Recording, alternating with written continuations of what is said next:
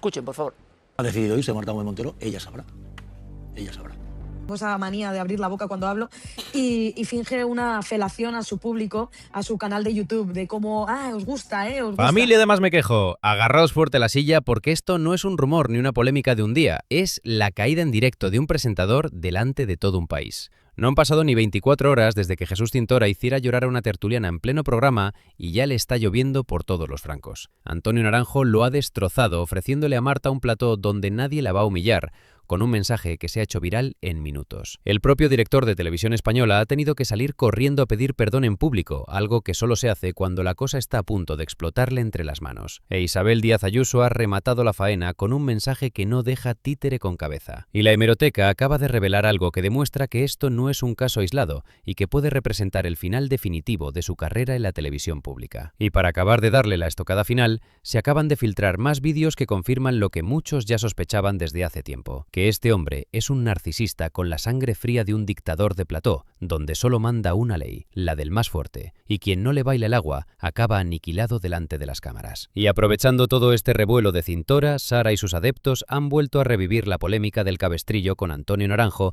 intentando victimizarse otra vez, pero en este vídeo te vamos a contar por qué ese suceso no tiene absolutamente nada que ver con todas las mentiras de Sara, y por qué Naranjo tenía toda la razón desde el primer minuto. Y para cerrar el vídeo de hoy, Sara Santaolalla ha acusado a Dani Esteve de Desokupa de algo gravísimo, y este no tardó ni 5 minutos en salir a destrozarla tirando de hemeroteca sobre algo que dijo Sara del cáncer que la deja en evidencia y sin ninguna posibilidad de réplica. Pero antes de arrancar, suscríbete al canal, dale like y activa la campanita para no perderte nada. Ahora sí, vamos al lío. Vamos al principio de todo, porque para entender la dimensión de este escándalo, hay que ver exactamente lo que pasó. Marta Gómez Montero, tertuliana habitual de Malas Lenguas, llevaba meses aguantando algo que finalmente estalló en pleno directo delante de toda España. Me vas a volver a humillar, me siento absolutamente humillada.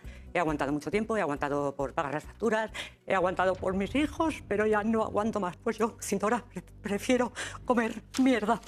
Aguantó por pagar facturas, aguantó por sus hijos. Eso ya te dice todo sobre la relación de poder que hay entre un presentador que decide quién habla y cuánto, y una tertuliana a la que ese contrato le paga la hipoteca. Y la reacción de Cintora, en lugar de rebajar la tensión, fue quedarse con cara de sorpresa fingida. Bueno, pues, ha decidido irse Marta Gómez Montero, ella sabrá.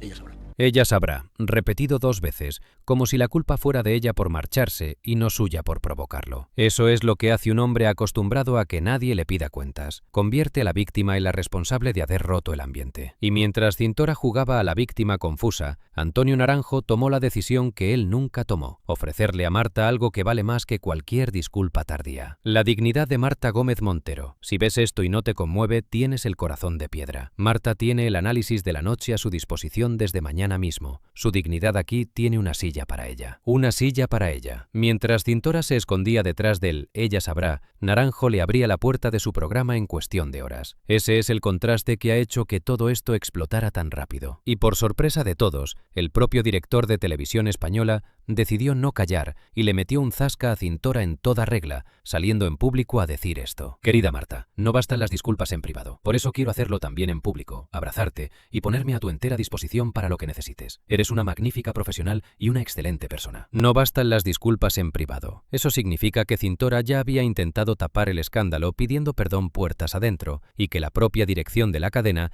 tuvo que salir a desmentir esa estrategia de bajo perfil porque el vídeo ya era imposible de esconder. E Isabel Díaz Ayuso no tardó en sumarse con un mensaje que resume perfectamente el hartazgo general. Tenemos un gobierno desquiciado que está llevando al desquicio a España entera, utilizando salvajemente los servicios públicos, presionando, intimidando, imponiendo el pensamiento único, llevando todo y a todos al choque. Sánchez, vete ya. Utilizando salvajemente los servicios públicos, justo lo que hace Cintora cada noche con el dinero de todos los españoles. Convertir la televisión pública en su cortijo personal para humillar a quien no le baila el agua. ¿Crees que cuando la propia dirección de la cadena tiene que salir a defender públicamente a una tertuliana humillada, la posición de Cintora en RTV ya no tiene vuelta atrás? Te leo en comentarios. Y ahora prepárate porque vienen los vídeos que se están filtrando y que confirman algo que ya no es una sospecha, es un patrón documentado. Cintora no ha tenido un mal día, lleva años comportándose exactamente igual con quien tiene delante. Empezamos con algo que le soltó a Marta hace meses, en pleno directo, delante de todo el país.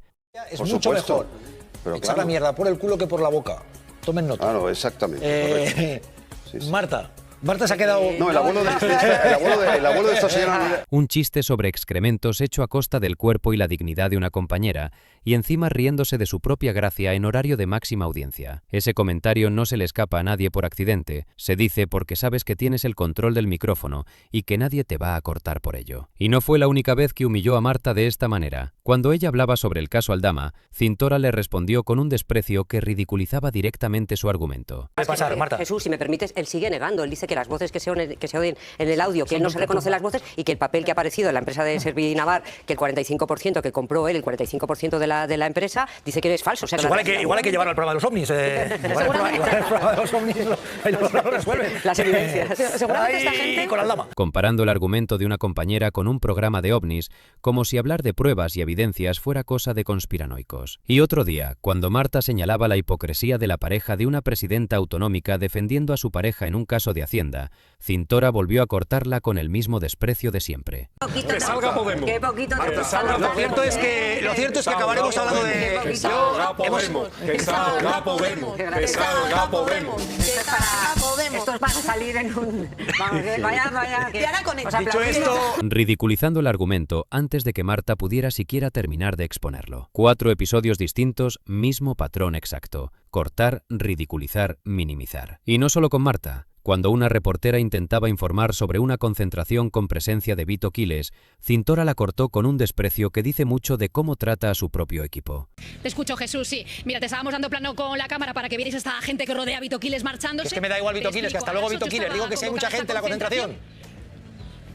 Ajá. No había prácticamente nadie en la concentración. Me da igual. A la propia reportera, en directo, mientras intentaba hacer su trabajo. Ese es el patrón. Quien está por debajo de Cintora en la jerarquía del plató, ya sea tertuliano o compañero de equipo, existe solo en la medida en que no le complique la vida. Y esto no es exclusivo de Cintora. En la televisión pública española es habitual el acoso sistemático a todo aquel que piense diferente a la línea editorial del momento. Manu Sánchez, otro profesional de la casa, ha contado el calvario que ha vivido durante meses. Llevo 5 semanas desde que se estrenó El perro andaluz, recibiendo amenazas de muerte, deseo de que el cáncer haga su trabajo, yo me muera pronto y mal, amenazas a mi familia, padres, hijos, mujer, entorno, mamapollas, tragaldabas, las rodillas.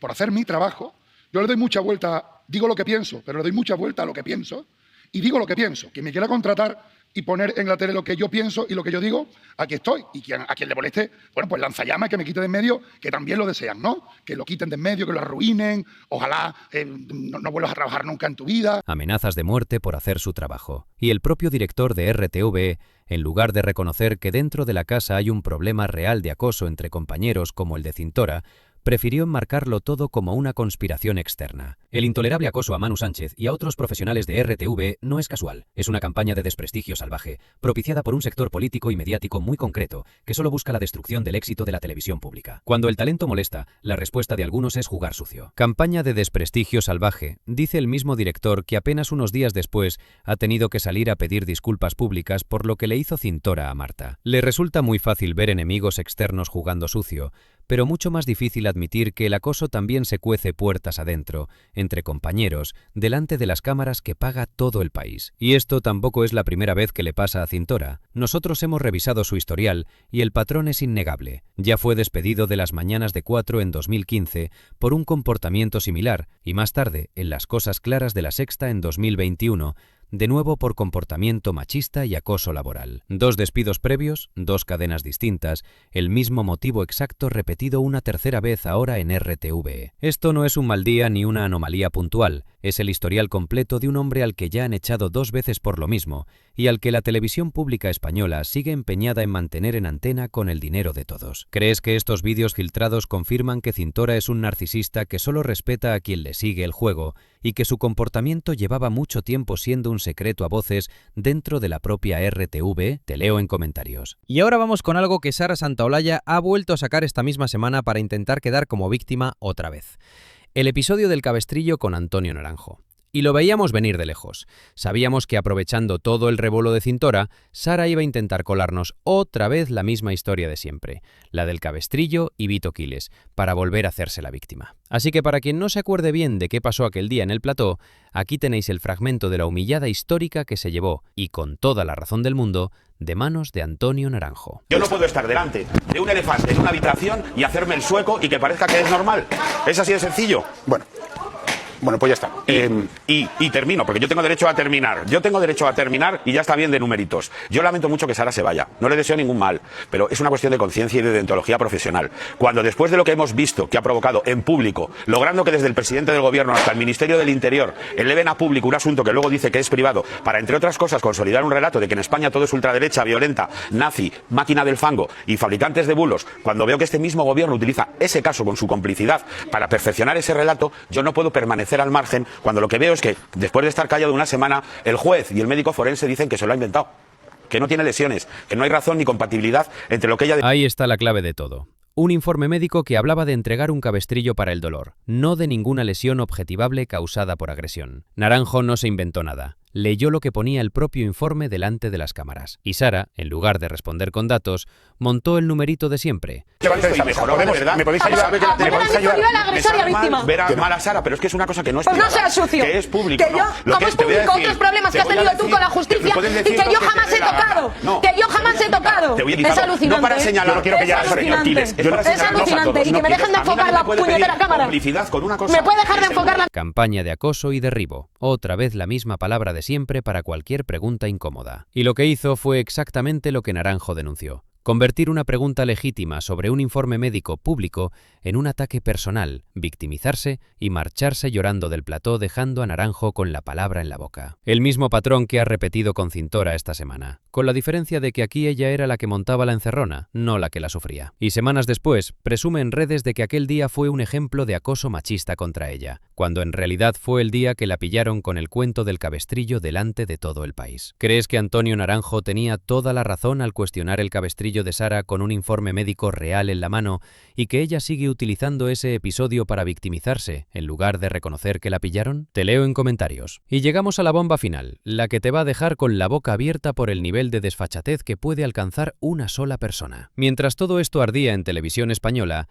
Sara Santaolalla protagonizaba su propio espectáculo de hipocresía, empezando por acusar a Dani Esteve, de Desokupa, de ser directamente un neonazi peligroso. Bueno, yo creo que estamos ante un tipo que es un nazi peligroso, un nazi condenado, un nazi con vínculos con otros neonazis. Tiene una empresa que se ha blanqueado durante mucho tiempo como si fuese una empresa legal y una empresa que salvaba a abuelitas que bajaban a por el pan y de repente les ocupaban la casa y que en realidad eran escuadristas, algunos de ellos condenados, algunos de ellos con simbología nazi tatuada y cuando no lo tenían en su piel lo tenían en sus camisetas. Estamos hablando de esto, estamos hablando de numerosas denuncias. Yo también personalmente le denuncié hace un tiempo, no tengo ningún aviso ni noticia legal, pero este tipo es un tipo que se dedica a amenazar, que se dedica a acosar, que se dedica a insultar, que incluso para que entiendan los espectadores, este tipo coge una foto mía con la boca abierta, tengo esa manía de abrir la boca cuando hablo, y finge una felación a su público, a su canal de YouTube, de cómo, os gusta, os gusta. Este es el tipo del que estamos hablando cuando en el chat se llena de pajeros para decir, sí, me gusta, es roja, pero le daría. Nazi peligroso, nazi condenado, vínculos con neonazis. 3 acusaciones gravísimas lanzadas en la misma frase,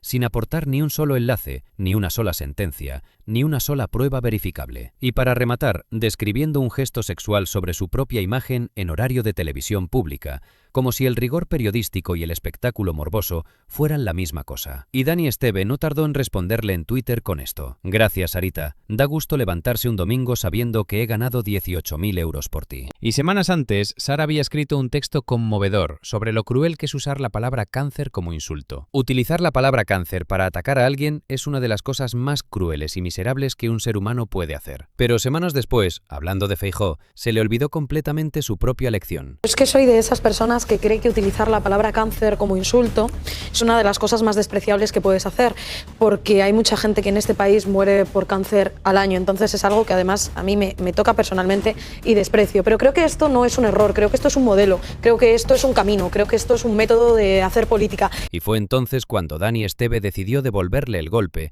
sacando de su propia hemeroteca un tuit antiguo de la misma Sara que decía esto. Creo que en el cáncer de pulmón lo van a empezar a tratar en Zara Kids y el cáncer de mama en Zara Home. Ahí está, la misma que da lecciones de sensibilidad sobre el cáncer, bromeando ella misma con la enfermedad para hacer un chiste sobre Zara. Cuando el insulto lo dice ella, es humor. Cuando lo puede usar contra un rival político, es lo más despreciable del mundo. ¿Crees que Sara Santaolalla dando lecciones de sensibilidad sobre el cáncer, mientras ella misma ha bromeado con la enfermedad en el pasado, es la hipocresía más flagrante que hemos visto de ella en mucho tiempo? Te leo en comentarios. Y hasta aquí el vídeo de hoy, familia. De más me quejo. Si todavía no le has dado like, ¿a qué estás esperando? Dale like ahora, suscríbete y activa la campanita. Nos vemos en el siguiente.